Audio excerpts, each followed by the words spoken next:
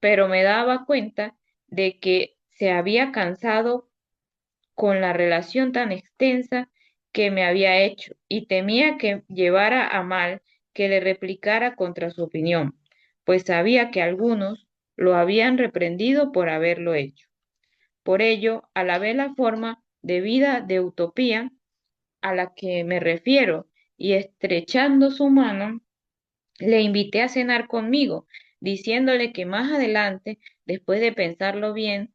yo, él y yo hablaríamos más despacio de todo lo que me había dicho, lo cual quiera Dios que podamos hacer en alguna ocasión.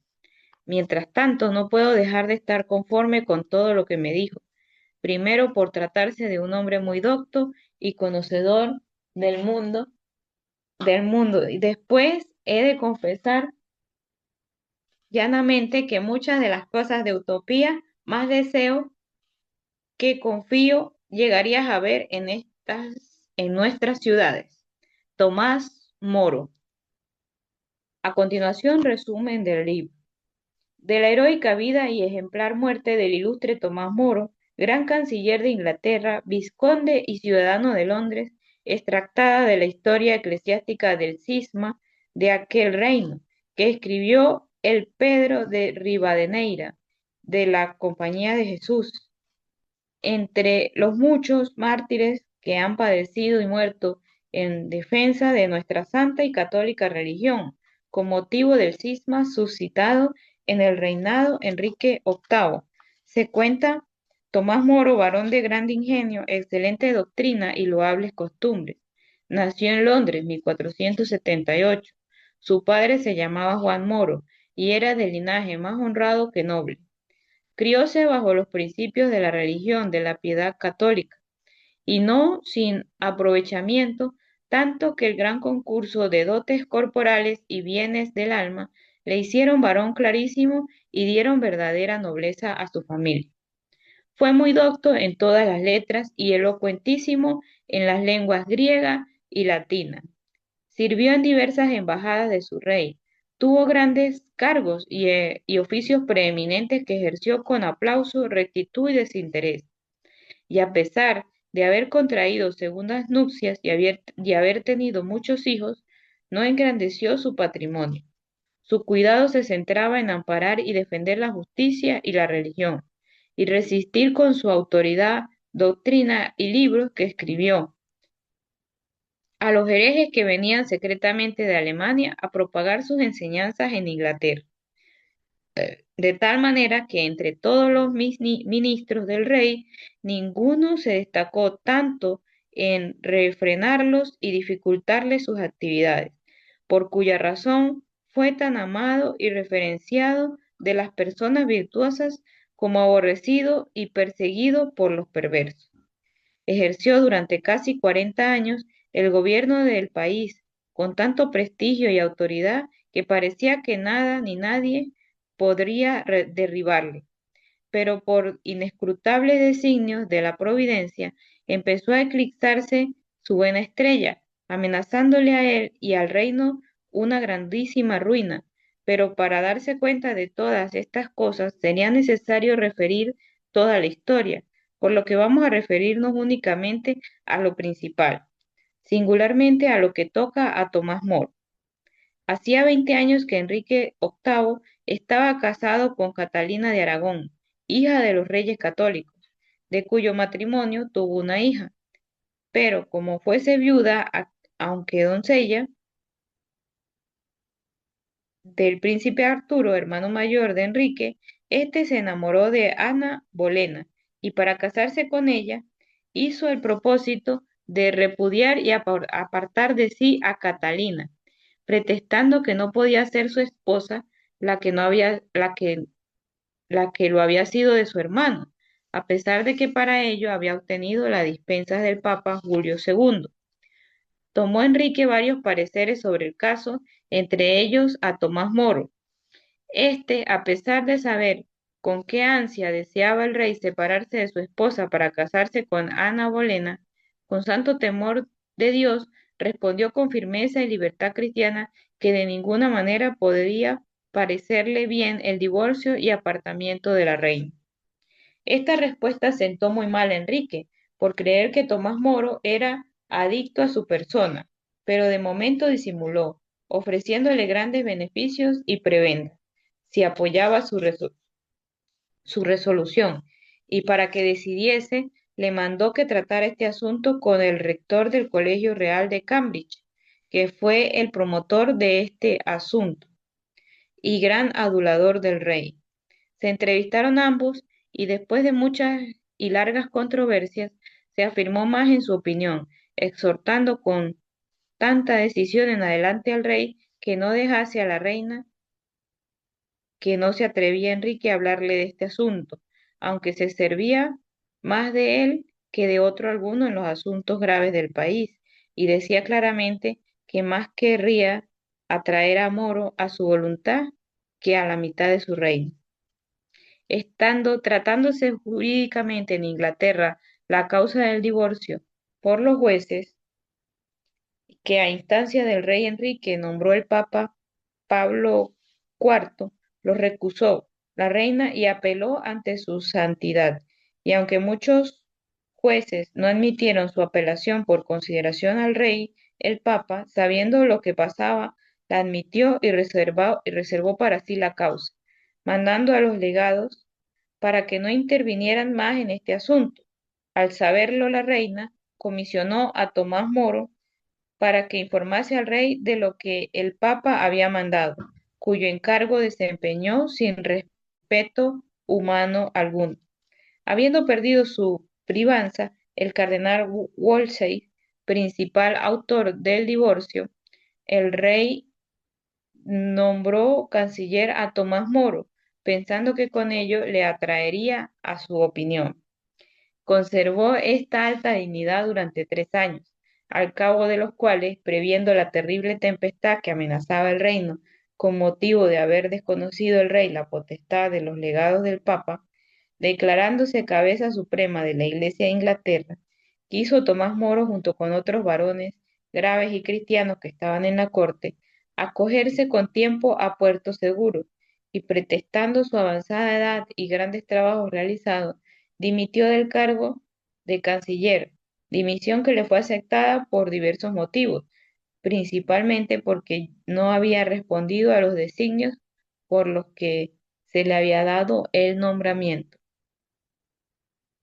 Enterado el Papa de cuanto ocurría en Inglaterra y del determinio del rey de casarse con Ana Bolena, le escribió rogándole encarecidamente que no se dejase llevar por la pasión ni decidiera nada hasta que se resolviera en justicia lo de su primer matrimonio,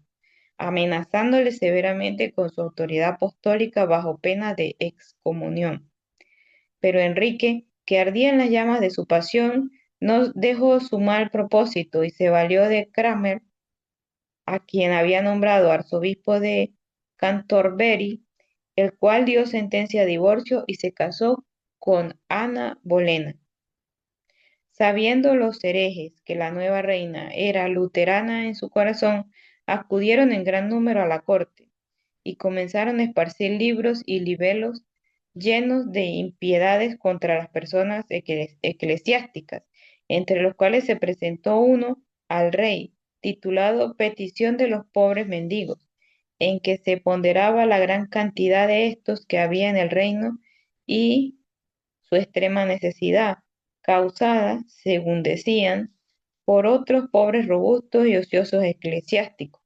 los cuales con artificios poseían más de la mitad de todos los bienes del reino, dejando morir de hambre a los verdaderos pobres, y se terminaba suplicando el remedio. Ningún eclesiástico se atrevió a refugiarlo, hasta que Tomás Moro escribió un libro muy docto y prudente, en el cual, después de rebatir las calumnias que contra el clero se decían en el libelo, mostró claramente que los bienes y rentas eclesiásticas no llegaban con mucho a lo que los herejes decían, y que solamente aplicaban a fines piadosos, sino también necesarios, los que habían legado aquellos bienes a la Iglesia, quienes para que se conservara en ella perpetuamente el culto divino, sin el cual no puede conservarse la república, sino que las rentas además de servir para el sustento de los clérigos y de los muchos seglares que de ellos dependen, servían para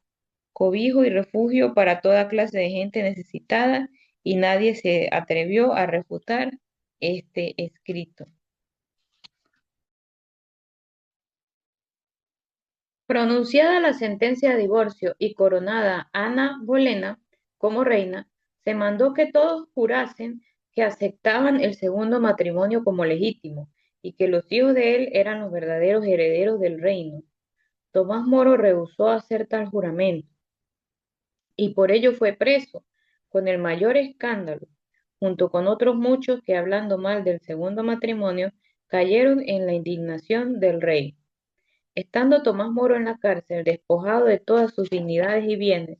nunca se vio en él señales de tristeza, pena o decaimiento, sino que con gran alegría decía que todo el mundo no es sino una cárcel y una prisión, de la cual a la hora de la muerte cada uno es llamado para oír su sentencia, y que daba gracias a Dios porque su cárcel no era tan apretada como la de otros, ya que siempre se presentan dos males, hay que escoger ya que siempre que se presentan dos males, hay que escoger el menor. La prisión de este varón insigne tenía en gran expectación a todo el reino, y sabiendo el rey su gran autoridad y la estimación que todos le tenían, para cambiarle de opinión le envió a muchos de sus privados. Pero viendo Enrique que con todo su poder y ardides no le podía vencer, empezó a dudar si le convendría más el dejarle con vida, siendo el reprensor de su adulterio, o quitársela y caer en la indignación de todo el reino. Al fin se determinó por lo último, empezando por el obispo Fischer, contra el que se enfureció más al saber que el Papa le había nombrado cardenal estando en la cárcel. Pensaba que con la muerte del obispo, que era gran amigo de Tomás Moro, éste se podría intimidar y ablandar. Fischer fue condenado a ser arrastrado, ahorcado y desentrañado. Fue avisado Moro de la muerte santa de su compañero, y temiendo que por sus pecados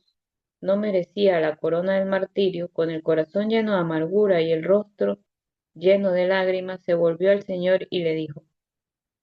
Yo confieso, Señor, que no merezco tanta gloria, pues no soy justo ni santo como vuestro siervo Fischer, al cual habéis escogido como varón conforme a vuestro corazón entre todos los de este reino.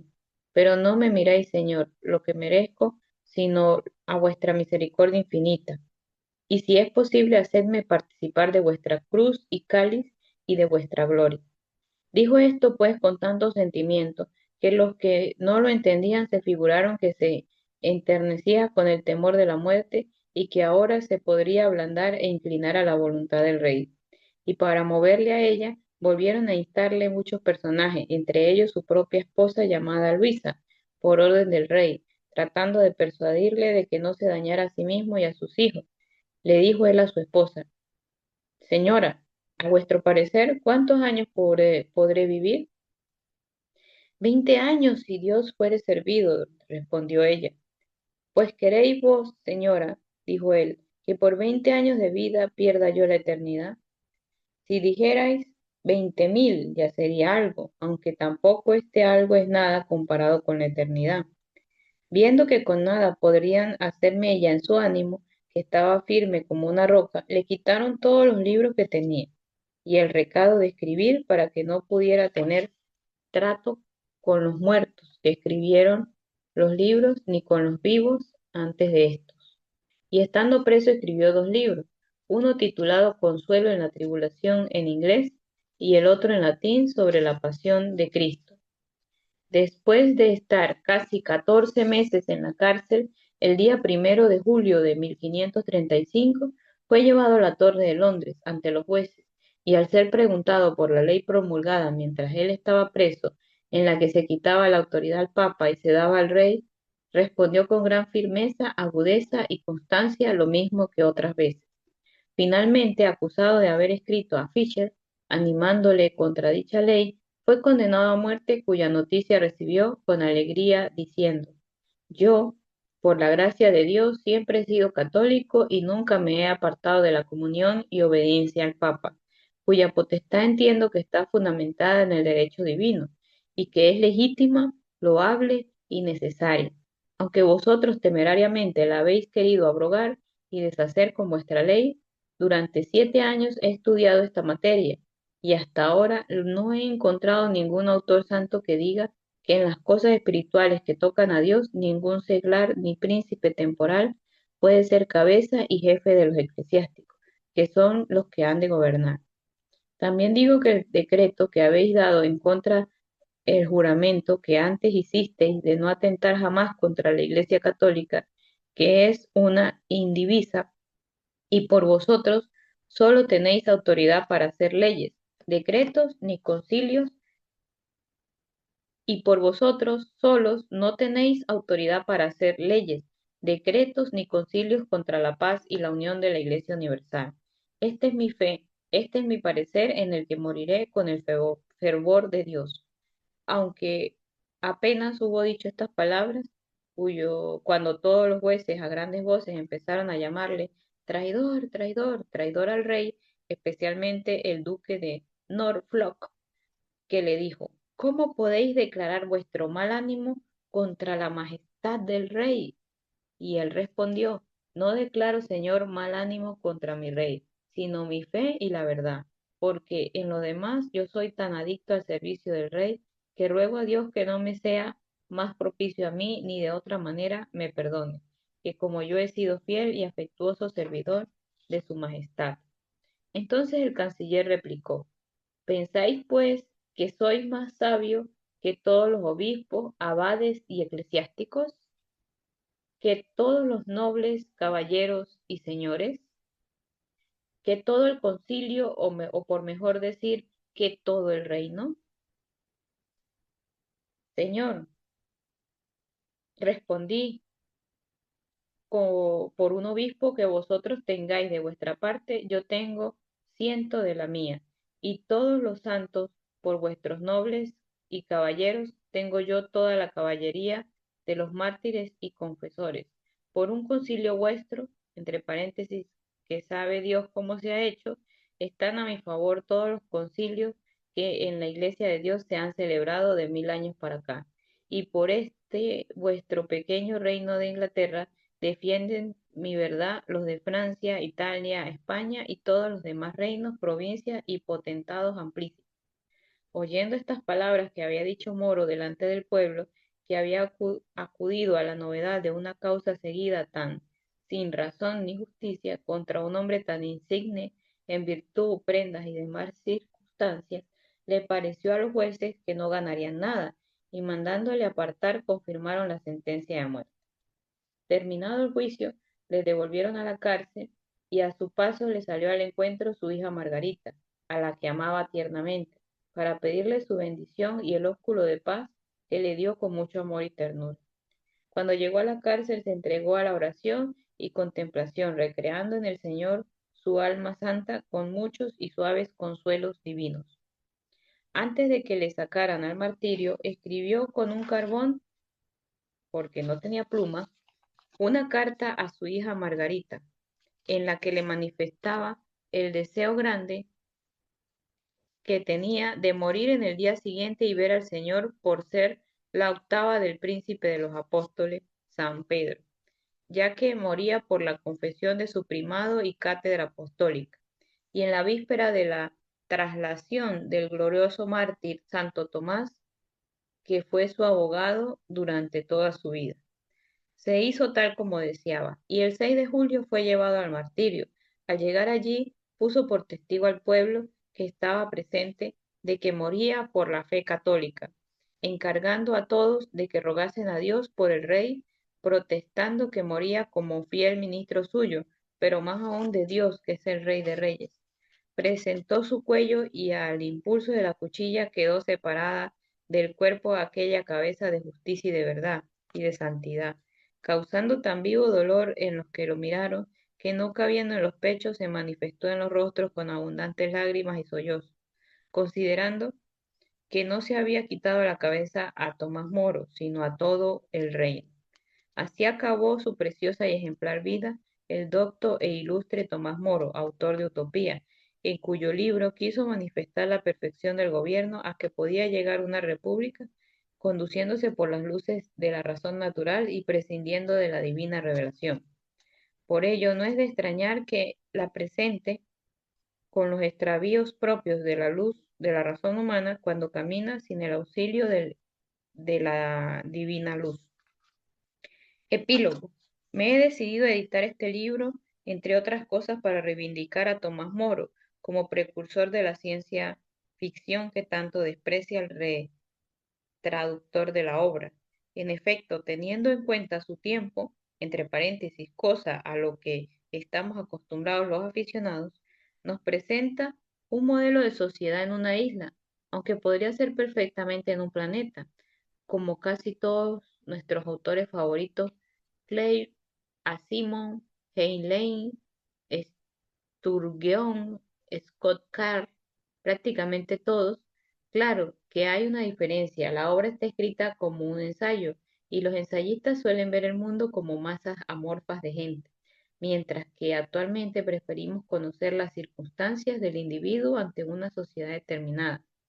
¿Qué sentían los habitantes de Amarouto? No creo que fueran tan perfectos y si lo fueran serían insoportables.